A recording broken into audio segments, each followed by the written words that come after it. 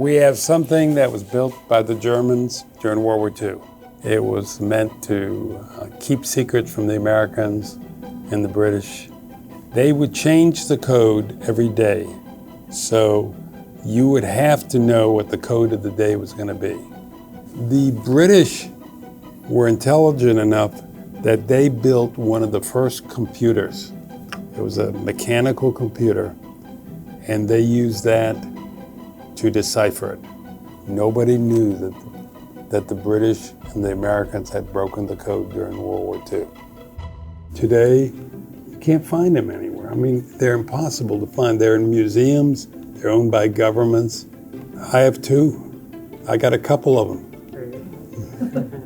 And I remember this one, I brought it into the United States, and the guy that was looking at it, he thought it was a telegraph machine or something like that. A couple of years ago, one was being auctioned off, and the starting price was going to be $200,000. And that was 2 years ago, and I'm sure it went up quite a bit from there.